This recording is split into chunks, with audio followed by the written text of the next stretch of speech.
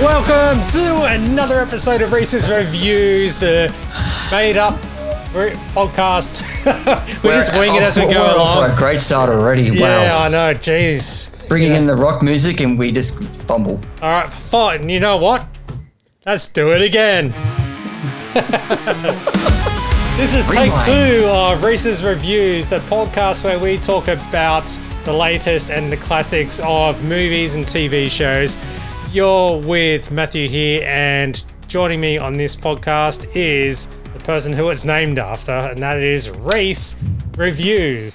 Yes, I am here. Welcome back, everybody, for another week for the most awesome podcast out in the spectrum of entertainment there. I would say, honestly, myself. So it's good to be back. Oh, you got dibs on yourself, and that's fantastic. You're allowed to do that.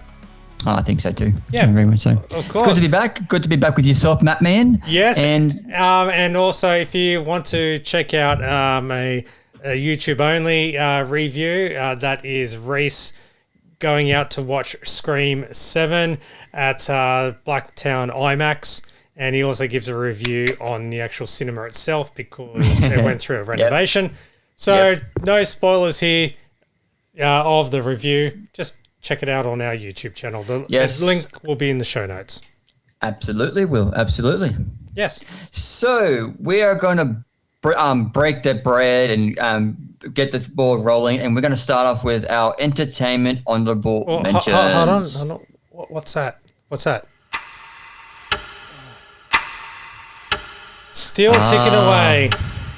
The further countdown to December. This is going to be the most longest countdown in cinema history as a countdown to that 18th of December release date.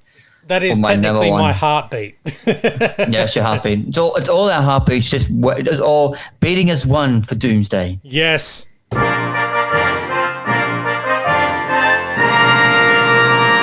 Oh, well, you broke the news a bit early, but talking about our the review I did for Scream 7, it's last weekend, which again you can plug that. You can go and see that review we did on our YouTube channel about my thoughts on Scream 7 and the kind of feedback we had on the cinema itself on the renovations. But talking about Scream 7 and disregarding my thoughts of the film, Scream 7 has actually done something very, very well. It's actually done extremely, like I think you and I spoke about in our Entertainment Honourable Mentions maybe last week or the week before around the projections of what Scream 7 was going to become at the box office. Oh, yes, and I can honestly say they surpassed the expectations. Oh, by a lot.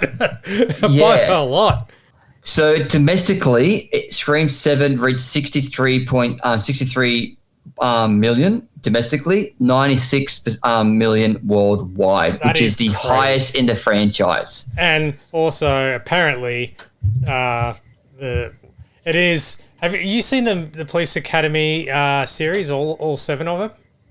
I haven't seen any of them. Oh, okay, cool. Well, basically, Scream 7 is the Police Academy 7 of the franchise. That's all I'm going to say.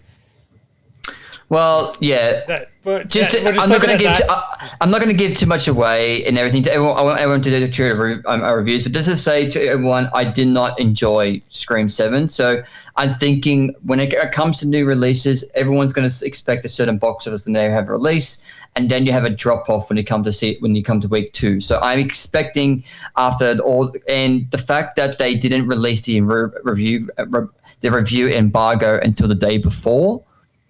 Yeah, always has you a little bit worried. The fact that the studio doesn't want the reviews to be out there until the day of or the day before, and the fact that the reason why they did it for this film speaks for itself.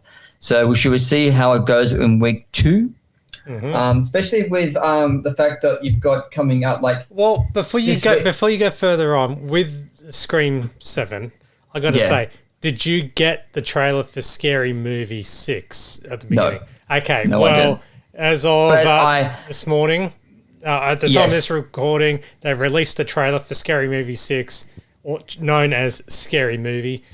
Yep. And I loved that trailer. I was laughing so much. It was so much entertaining. It felt like I was right back with the first two scary movies with the Wayans brothers. Well, they took it back. They got it back, yeah. They got it back, and I loved the trailer. I thought it was funny. All the quips of Brenda and Cindy were there. And you know what, too? Like, for someone who hasn't watched a lot of scary movies in the last decade or so, right? Okay.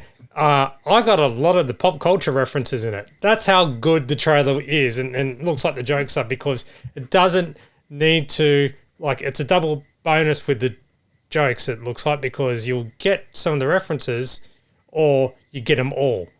So, well, I think that's a good thing about it, because a lot of the references, and especially when they pay homage to the horror films, they are in, even though you might not have seen the films, the marketing and what they've done within how they broadcast the films to the general audience, people know about it. Like example, like you might not have gone and seen Megan, but everyone was everyone saw that meme about Megan doing that dance in the first movie. Everyone knew about it. And it's like Terrifier. I've not seen any of the Terrifier movies, but I know about Art the Clown. And everyone knows about Art the Clown in that Santa Claus outfit. Yeah, and also when they had, what's her name, Sydney, coming up to, Cindy, with her messed up hair, and I knew exactly that was homage to Halloween. The Halloween, yeah, and then you got the three guys coming up to the door and pretty much referencing Sinners. Yeah, and also with Get Out, where where Shorty sinks into the seat. Yeah. So I've never watched those movies, but I'm aware of them.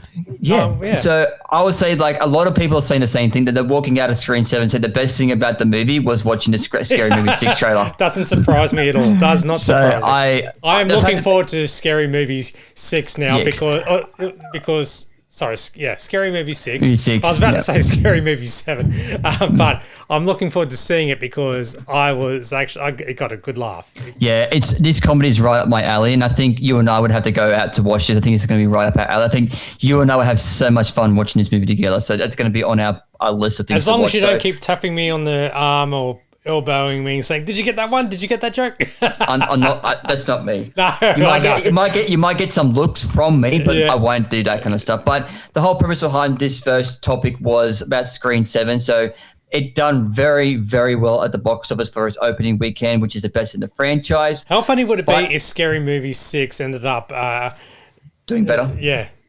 Maybe. I wouldn't be surprised, seeing as how if it's as funny as everyone hopes it to be. Yep, and that's cult favorite too. Yeah, and I think because with Scream, if they do get their money back, which by the looks of it, what they've earned so far, I think they might get their money back and get a return. They might go into production with Scream 8, and hopefully they fix up all the errors they've made with Scream 8, but. Other than that, I say, it's still a good result for the film industry. It's good for the theater goers, so it's a positive in that aspect. So well done for Screen 7 for that. I personally wouldn't recommend the movie, but at the end of the day, it's a win for the theaters. It's a win for the box office. And as they're saying, this year, 2026, there is such a huge slate of films coming out this year. And they're pretty much projecting that this is going to be the highest grossing year for the box office since the pandemic, since 2019. Lovely. So they said that last year, 2025 had the record amount at the box office, but this year we're finally out of it. We're back out of it. All the studios are firing without any restrictions. So this year's going to be huge. So that's if this is any projections about it, then we're in good hands. So that's my topic on Scream 7. Going in from there, I'm not wanting to spend too much time on this topic, but I thought we at least should mention it. And I wanted to get your thoughts on the process. So we mentioned this quite a few weeks ago about the idea of Warner Brothers Discovery being sold. Yes. And about being sold to Netflix. So if you've been keeping up on the trades, as I do via the Hollywood Reporter, or Variety and things like that, we have known that deal has actually fallen through. Netflix has backed out, and now Paramount is ready to secure it and go on to it. So this is what I've got coming here from a Reuters point, a Reuters Things of Paramount's 110 billion Warner Brothers deal likely to secure FCC backing, FT reports. So that is pretty much saying that Paramount has pretty much locked in a deal. It's the same progress that we had with the Netflix deal. It will not take effect for at least another 12 or 14 months. All the I's has to be dotted, all the T's have to be crossed.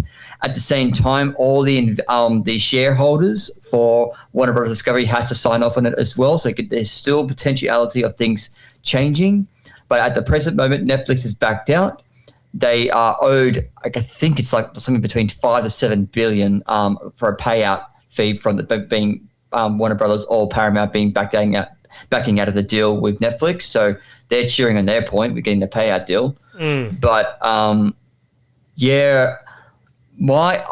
don't know how I feel about this because everything that's coming out of Paramount, I haven't been liking. Not too fan of what the CEOs have been providing. They haven't. I think this year is the weakest of their slate. I think Scream 7 is pretty much their highest ranking IP they've got coming out this year. So they haven't actually done. So I find that the CEOs only recently took over Paramount only a few years ago, and they haven't actually done anything to build up their own studio. And then now they've done so hard to purchase another studio. And what makes things worse is that when they did their press release about them taking over Warner Brothers, one of the things that they said is that they're going to take HBO Max and merge that in with Paramount Plus to make it one streamer to make premium content. Now, I personally do not like that decision because the HBO title is such a stigma in the entertainment industry. Like it is, to quote a fellow pundit that I listen to, it is the gold standard when it comes to television and stream and quality television. Like when you see that emblem of HBO, you know it's good quality. They rarely miss. They do so well. And the fact that you're going to lose that title just to boost up Paramount Plus streamers and subscribers is a huge mistake. And the amount of cuts that they're going to do with cutting out all these jobs and things like that, and with the fact that there's a chance that they do have said that in relation to the DC, Gunn is going to stay. They want to keep all the creators on with Gunn. But from what I know James about Gunn, James Gunn for DC Studios. But from what I know about the CEOs of Paramount, who are also very, very close in the pocket of a certain politician. We do not get to politics on this podcast. I do not want to talk about it, but I have a feeling Gunn is not going to stay. He'll probably stay on to complete Superman Man of Tomorrow, and then he'll be out. But that's just me doing theorizing. That's not me predicting anything. That's not me thinking about anything or getting any word about anything. But I'm thinking that I don't think Gunn's going to stay around. If this deal goes through and Warner Brothers gets sold to Paramount, I don't think Gunn's going to be around for much longer after that deal goes through. It's so weird because it's like with the whole DC universe, it just keeps falling over and over and over because it comes down to terrible management and they just can't get their shit right. I feel sorry for Superman. I feel sorry for Batman. And also Looney Tunes as well. Like, come on. But Looney Tunes is catch-up entertainment run by Warner Brothers? Well, that's a separate. No, it's a separate thing. They sold it, but it's because Coyote versus Acme is coming out this year. Yeah, but that's not run by Warner Brothers anymore. But it is. They've found a distributor, which was Ketchup Entertainment. Ketchup. Yeah, which is great, but they don't own the Looney Tunes thing. They just got the rights and because Warner Brothers, because it costs money to distribute. So. Yeah. But because of that, they're just holding back on why don't you make more content for Looney Tunes? Like it's you should be churning out more and more Looney Tunes movies. But no, they don't. So you got all this stuff that Warner Brothers owns. There's so much rich history. Like that studio's been going on for over 100 years. There is such rich history with that studio. You know what that means though? With the ownership of Paramount taking over, there could easily be a crossover between Beavis and Butthead and Looney Tunes. Like, Only you would take that. Only you would think that. See, but yeah, what I was thinking is, it's like when it comes to the Warner Brothers, they're like their IP. their catalog. I'm really, really nervous about this deal, and like I said, it's still another 12 or so months away. So we're not going to see anything until the dotted lines have been signed off. But things are still in motion at Warner Brothers. Things are still coming out. Like, one of the things I'm thinking about is the new Harry Potter series that's coming out next year. They've greenlit the first few seasons, but then what happens after that, even if it is a success, they've lost that HBO branding if they're going to do what they're going to say, and they're going to lose all this stuff. Everything's being ruined by buyouts, and it's dog eat dog. Like, the bigger you are, the more you're going to be consumed, and it's nasty. Yeah. So, yeah, like I said, I didn't want to take so much time on that, but I thought we'd at least mention it, the fact that this deal is that Netflix is out and Paramount's in again. But we'll just have to keep track of this story as it progresses and see how it happens over the next 12 months and take it from there. So that is the second one. Now I want to go into a bit more of a positive note. This is something that I love very much. I want to talk about award season. Now, we are recording as the recording of this podcast, we're about 2 weeks away from the Oscars, the Academy Awards. And as that is the final award show of the season. And besides the Academy Awards, pretty much one of the most important ones, at least in relation to film and the actors are concerned, is the SAG Awards, or now it's been rebranded as the Actor Awards, which sort of trying to decide if was a good decision to change the name, but okay, I digress. Don't forget there's actor and then there's actor, which is the Aussie one. Actor. Yeah, so the Actor Awards, I'm going to say SAG Awards because that's how I've always known about them. So the SAG Awards happened, and there were some surprises from me that I've gone through the listing. So I started watching the broadcast, which was streamed live on Netflix yesterday as recording of this podcast. Now I wasn't able to watch the entire show, which ran for about 3 or 4 hours, but I was able to watch a little bit of it and then go on through and look at the listings of the winners. Now I'm not going to go through every single one of them because there's quite a few of them. I want to at least pick out just a few, and especially the one that kind of surprised me, which is also giving some indication about what we're kind of expecting at the Oscars. Okay. So one of the biggest things I thought came out of the night was outstanding performance by a cast in a motion picture. Now that is pretty much their kind of version of Best Picture in a way, because it's their outstanding of a cast within a motion picture. And that went to Sinners, which I am very, very happy about. Anyone who's listening to this podcast, Sinners was my number one film for 2025. I absolutely loved it. And so the fact that it's getting so much recognition, and it's got the most awards nominations for the Oscars. I think it's at 16, the most awards nominations. So I don't think it's going to beat the record for most wins on a night. I think that's still held by Titanic and Return of the King of 11 or 12 or something like that. But I was pretty happy to see that Sinners won for outstanding performance by a cast in a motion picture. And then this is where this one next surprised me. Outstanding performance by a male in a leading role. The nominees were Timothée Chalamet for Mighty Supreme, Leonardo DiCaprio for One Battle After Another, Ethan Hawke for Blue Moon, Michael B. Jordan for Sinners, and Jesse Plemons for Begonia. Michael B. Jordan won for Sinners. Wow. This surprised me. I thought that Timothée Chalamet was a lock, or if it wasn't going to go to Timothy, it was going to go to Leo.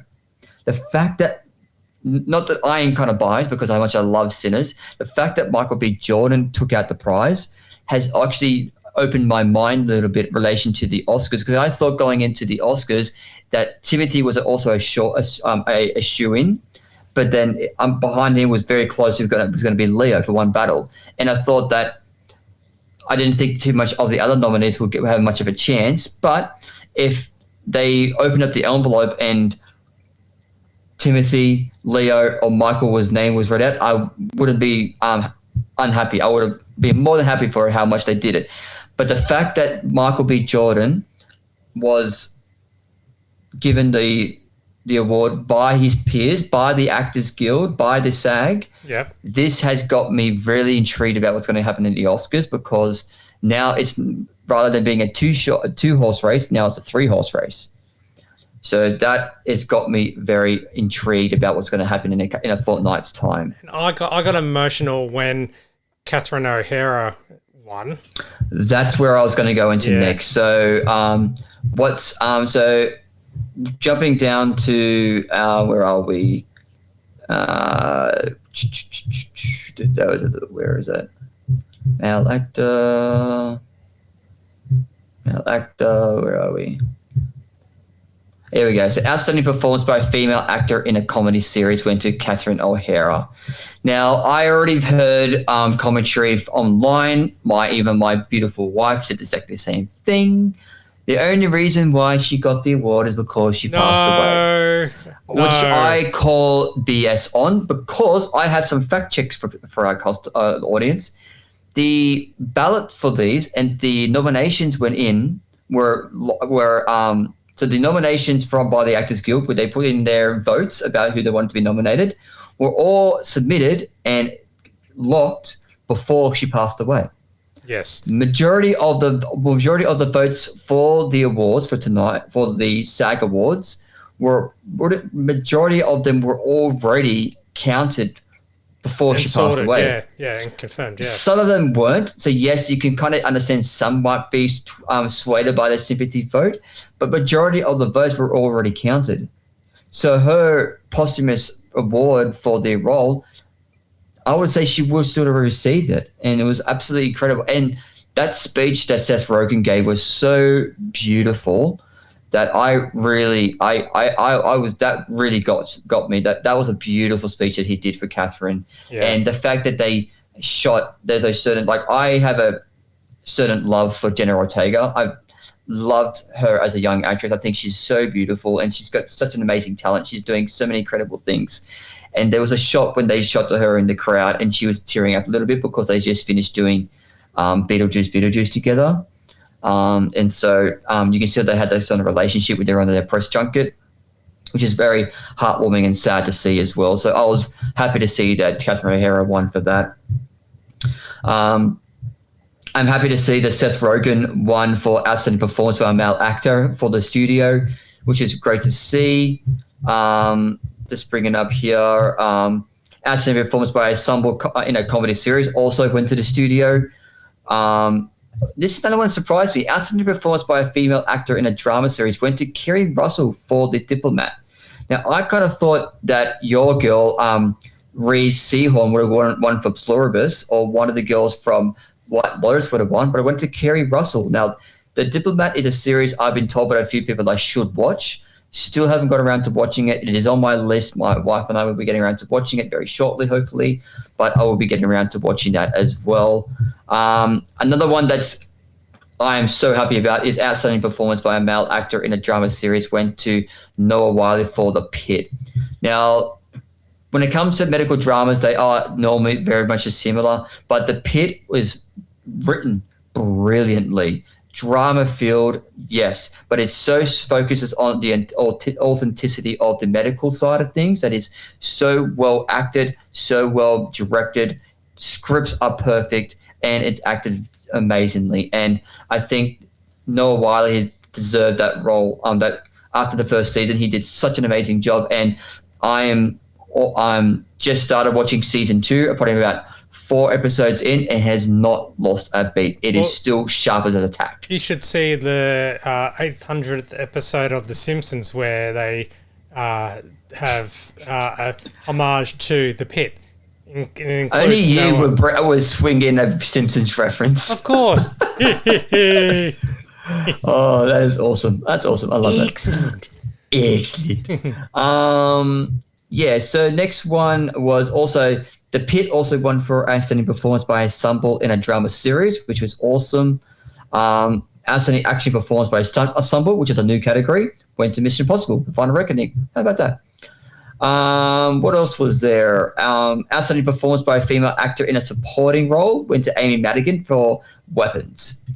That when I walked out of Weapons, I didn't think too much of the performance, but then when she started getting some buzz about it, and I started rethinking about it, I went, yeah, wow, yeah, I can understand that. Yeah, that performance was different. It was out there. It was very thriller and horror based. It's definitely a performance made to be looked at, which is great to see as well.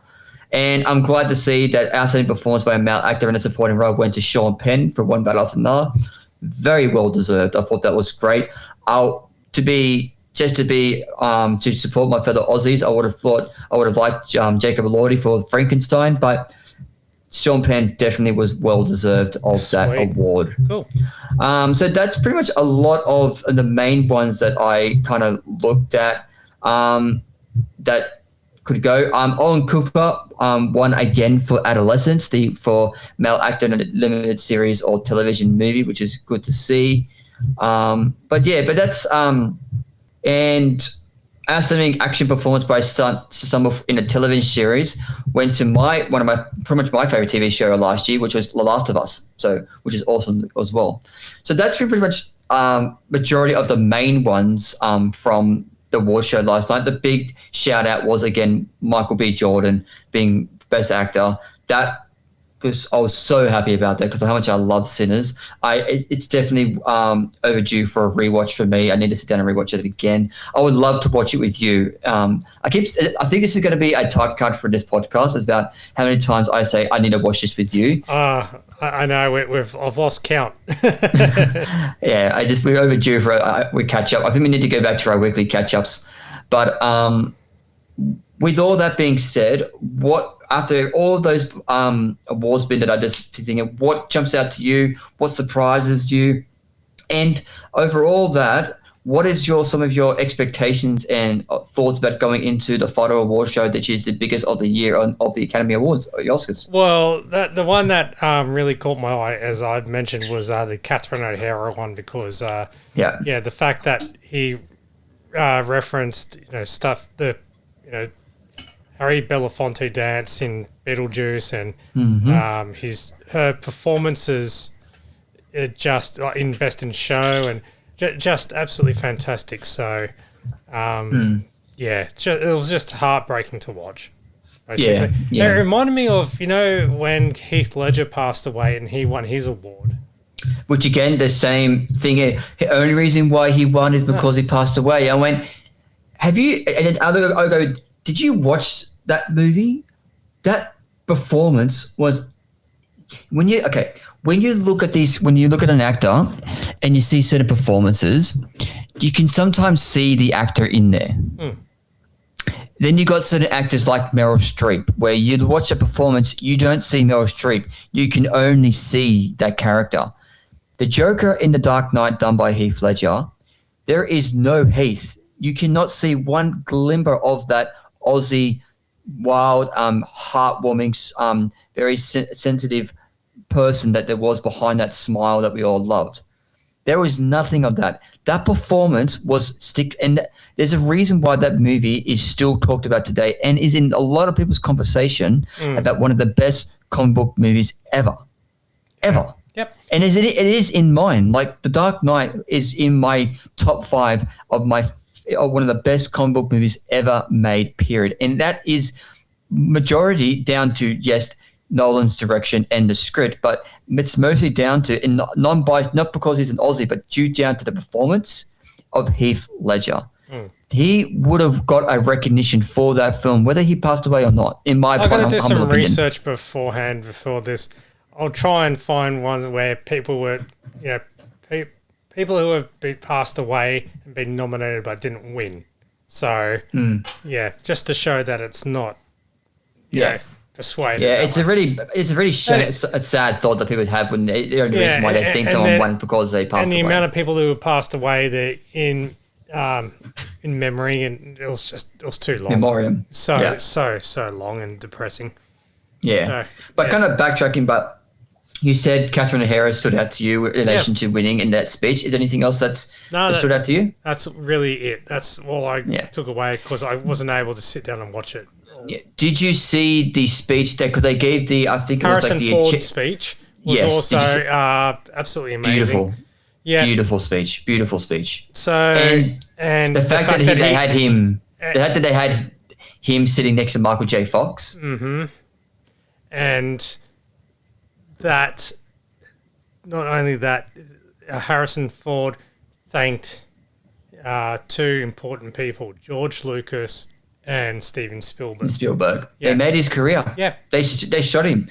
It wasn't for George Lucas putting him in American Graffiti. Especially when he was working as a carpenter at the time. So that movie was going to make or break him, and it made him. Yeah, and he came out, and then he was a star from there, and then he went on to, Steven Spielberg and George Lucas. They started his career. Yeah, and it's the fantastic. Fact that he acknowledged that straight up in crystal clear. It's like, if it wasn't for them, and now, when it comes to the Oscars and Academy Awards, where's your mindset at that? For one question about it, do you pay too much to it? Do you pay much attention to the Academy Awards? Do you actually would you sit down and watch the award show, or would you just get the cliff notes? I just get the cliff notes, but it also comes down to how much and what I've been watching that's new or that has been nominated or anything like that. So if it's a show that I've been watching or a movie I've been watching and I'm really passionate about that's been nominated, then I'll be like, yeah, sure. Like the year where, what was it? I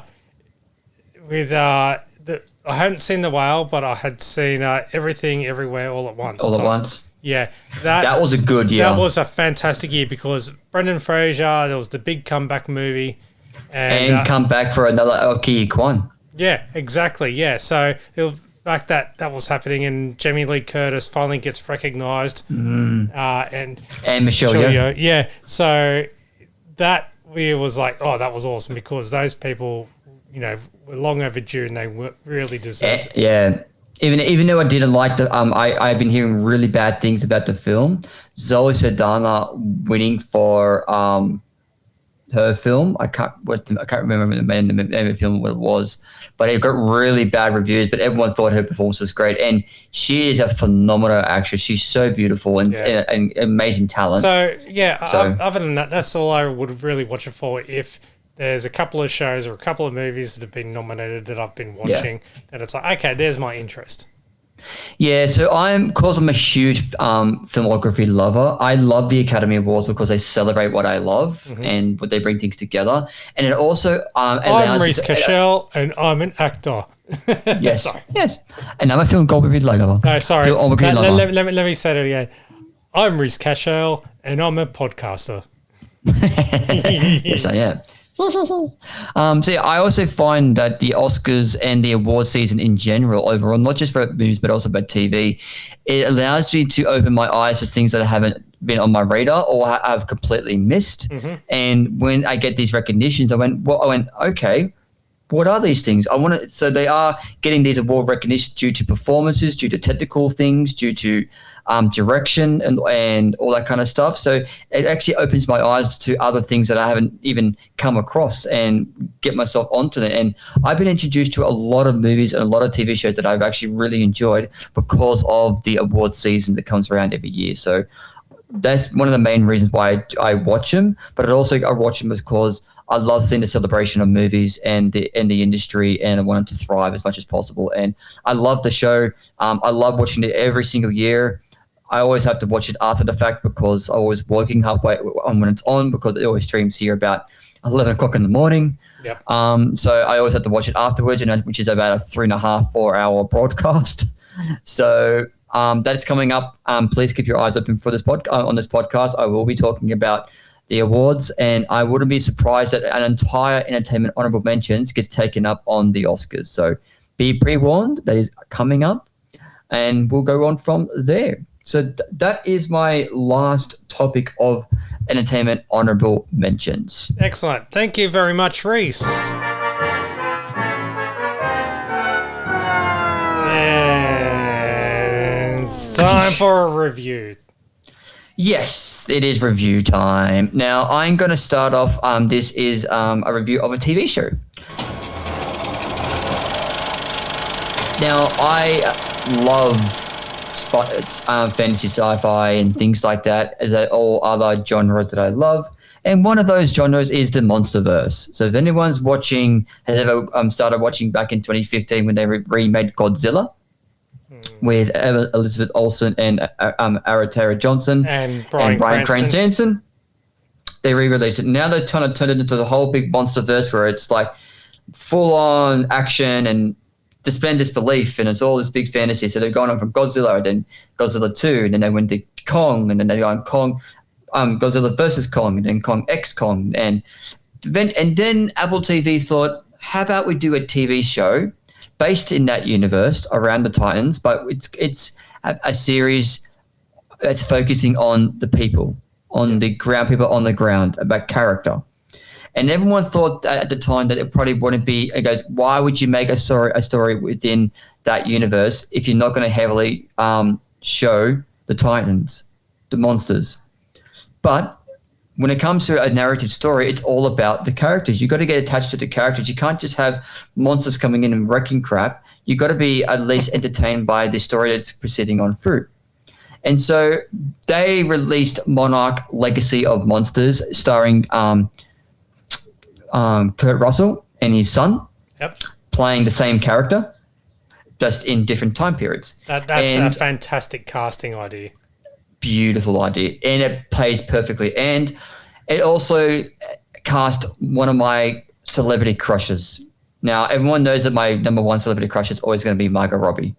But another celebrity crush of mine is Anna Sawai. My one's Anna de Armas, so... Yeah.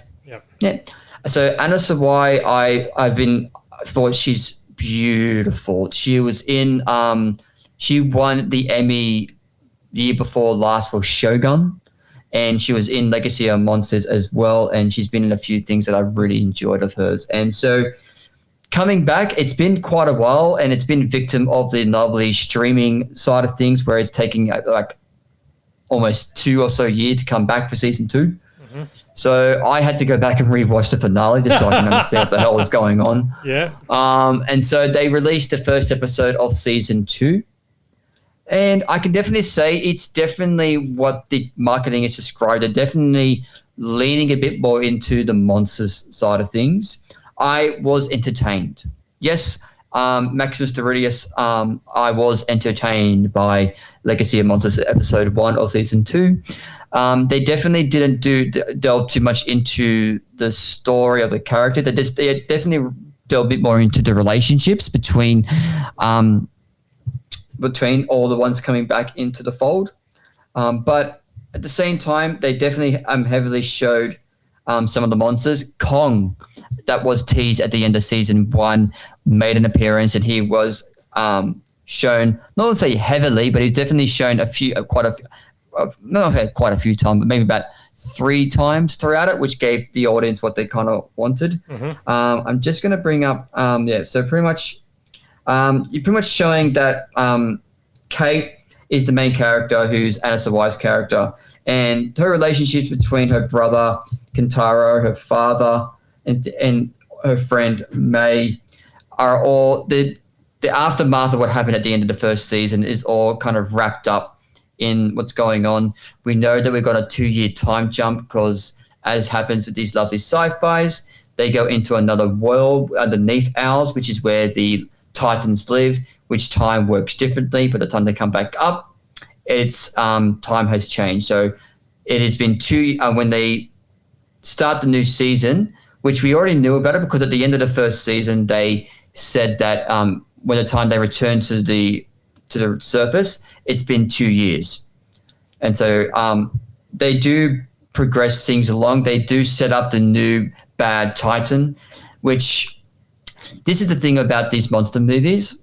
They are very stereotypical. So you got big bad, I need to team up with Godzilla and Kong, need to team up to take on a bigger threat. I don't like you, but I do it anyway. And then they defeat each other. And then they come back and they do it again.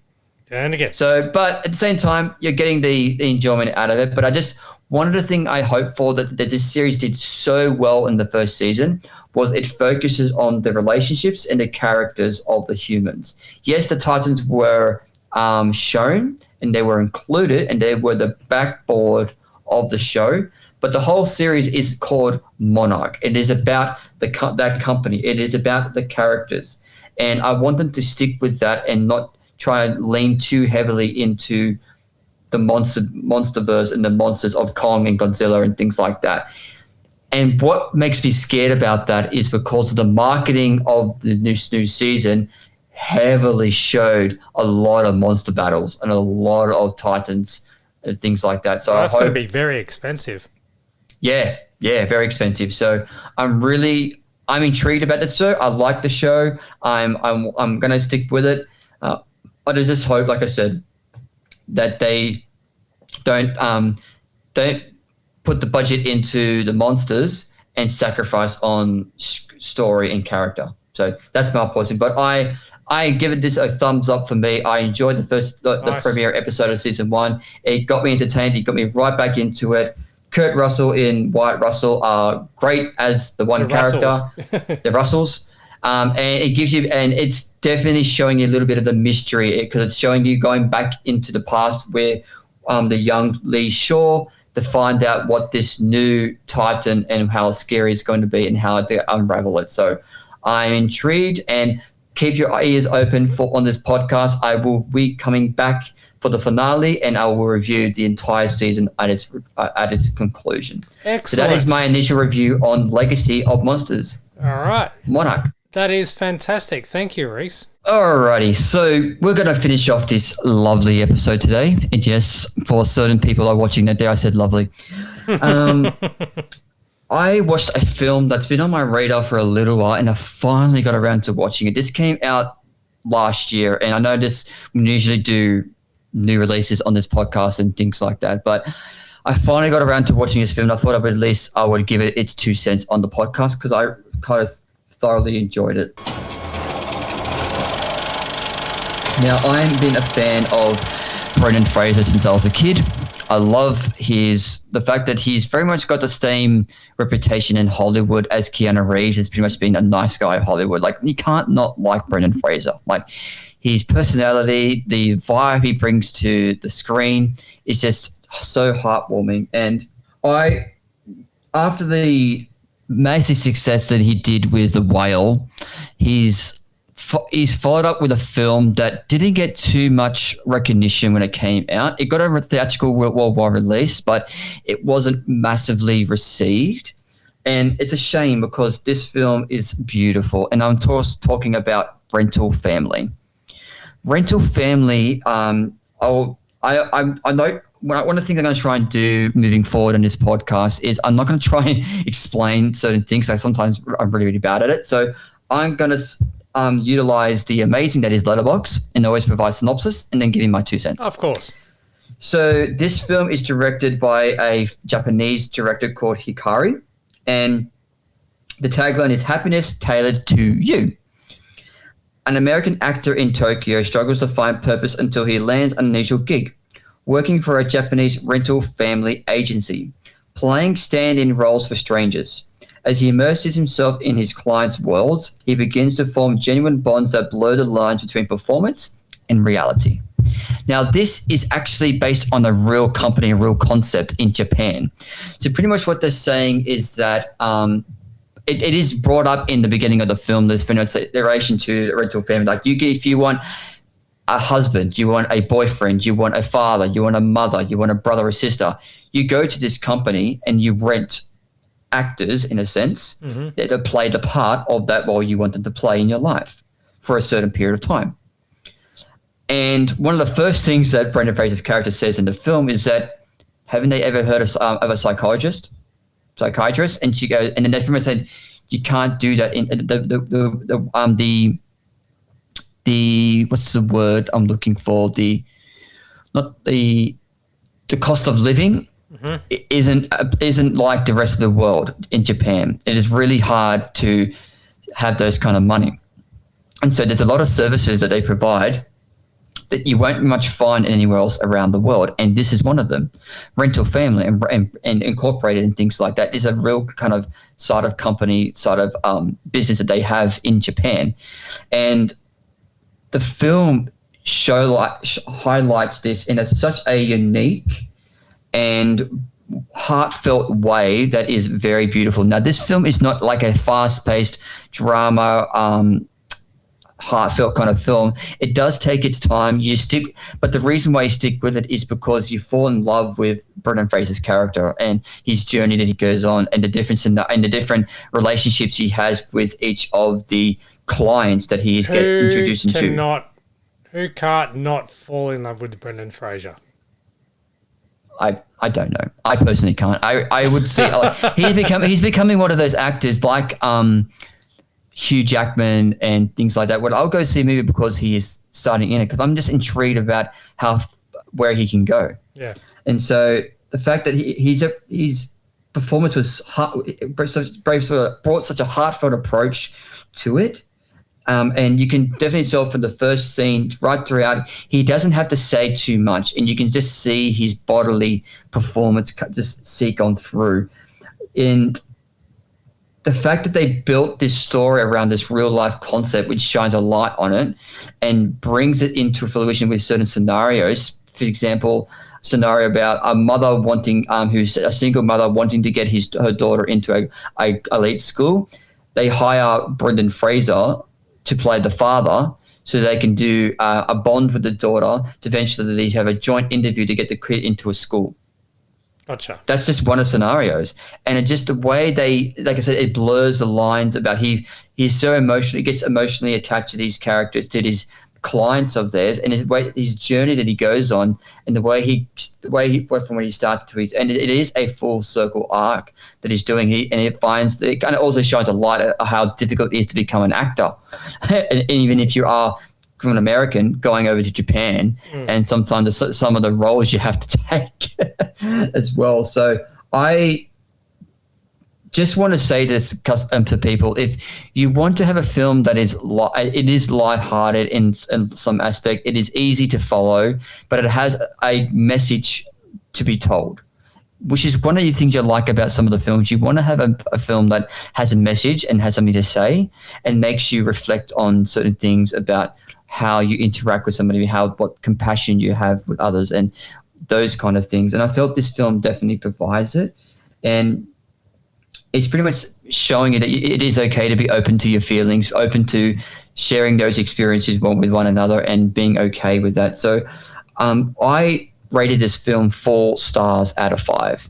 And the only reason why I dropped it 1 star is because of the certain pacing, which I seem to be saying a lot about my films. But one of the biggest things I say is a pacing side of thing, because you want to make sure it is tight and is fluid and things like that. But this film, even though you can feel it doesn't have a lot to bring in those points, it still has a lot of characters that you connect with and that you identify with.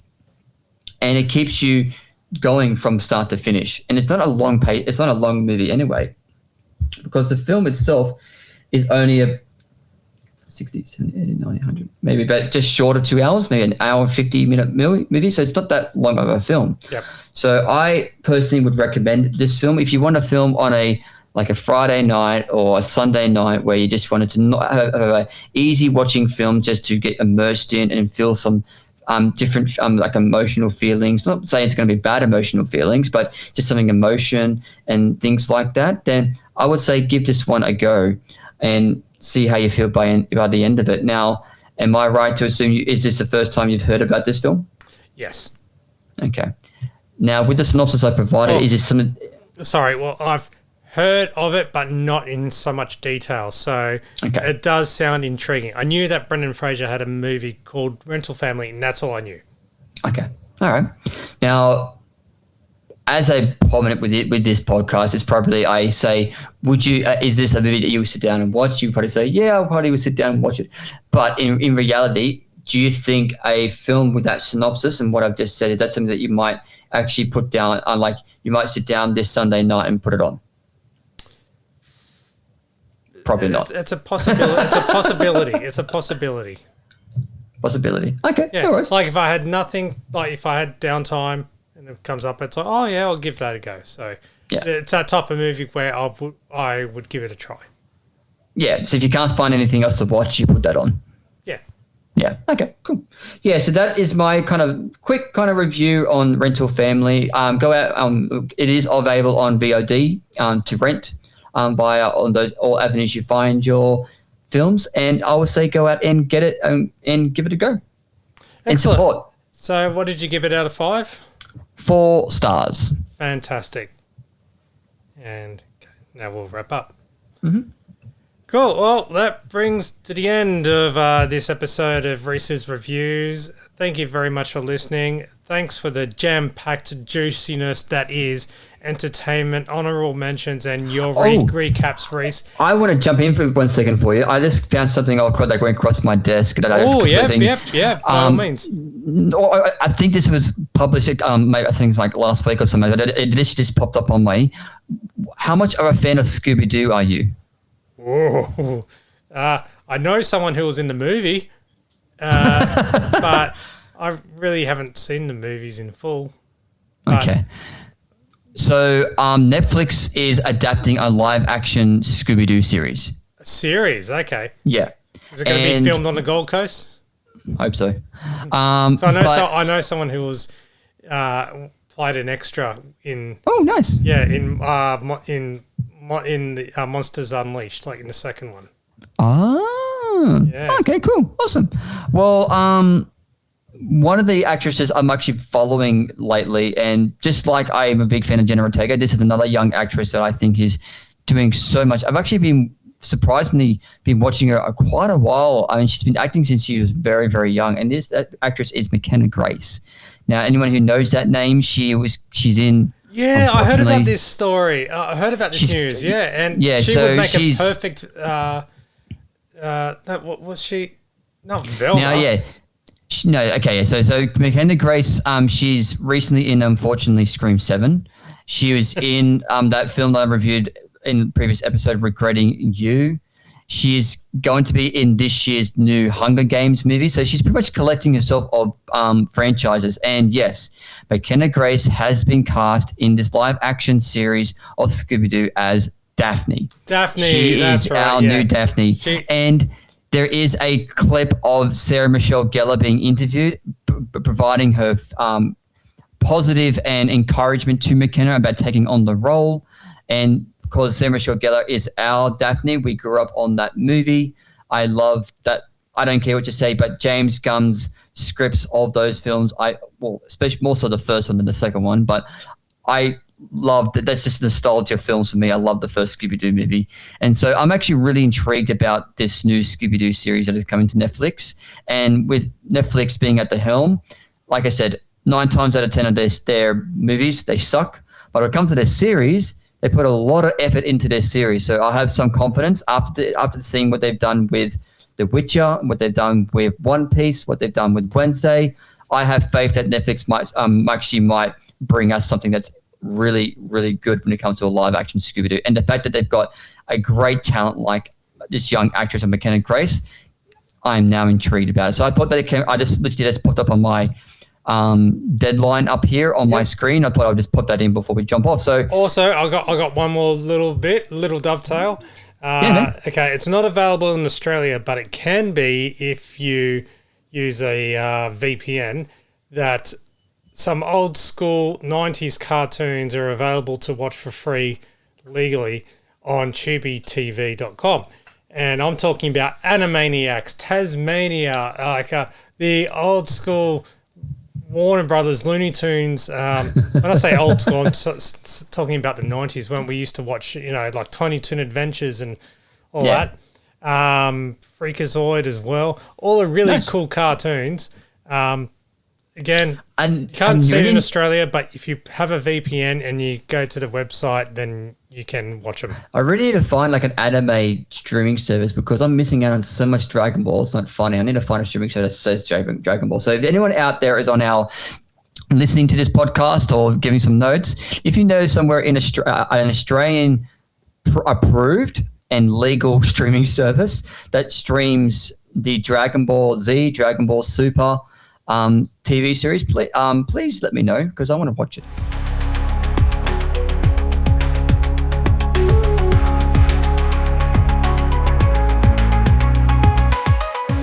feel free to message us, email info@mygeekculture.com.au, and feel free to leave a comment on our episode as well through Spotify. Just keep following us on your favorite podcast platform. Thank you very much, Reece, for coming on and dishing out the awesome dirt that is movies and entertainment. And also thank you very much, the listener, for downloading and listening.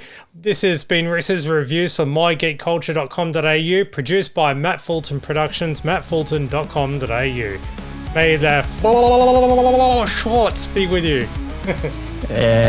Have a great evening, afternoon, weekend, whenever you're listening to this podcast. Be kind to yourselves, be positive, and as always, my friends and family, may the force be with you.